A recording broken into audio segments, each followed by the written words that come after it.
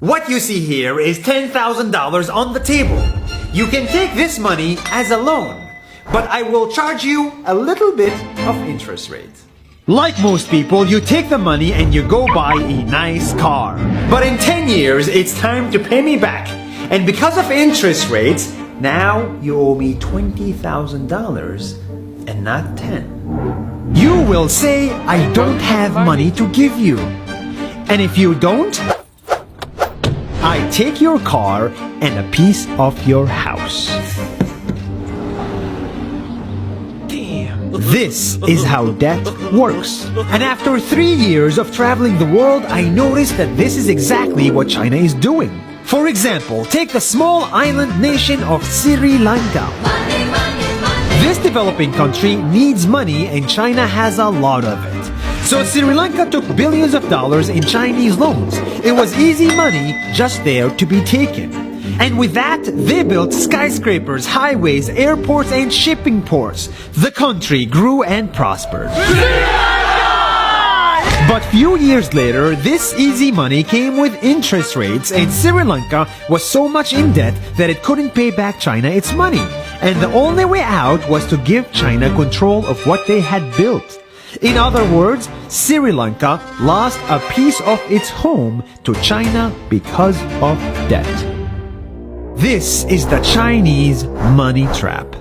And it's a real thing I saw all over the world. In Papua New Guinea, I saw $2 billion in loans given by the Chinese to build skyscrapers, infrastructures, and ports. But there is no way this remote developing country can pay it back or its interest rate. And the only way out is to give China control of the country.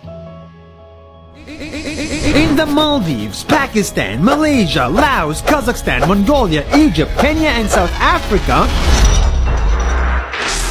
the same thing is happening, and many countries are struggling to pay back Chinese loans. If you look closely, all these infrastructure projects like highways, ports, and bridges connect to China through the sea or through the land to form something far bigger, far more powerful than just a bridge. A new Silk Road. The world is already made by China, and I think slowly it will be owned by China. Don't get me wrong, building bridges, ports, highways, and airports is a great thing for the people and the country, but they come at a very high cost. And when these countries can't pay back the loans, these countries will lose their homes.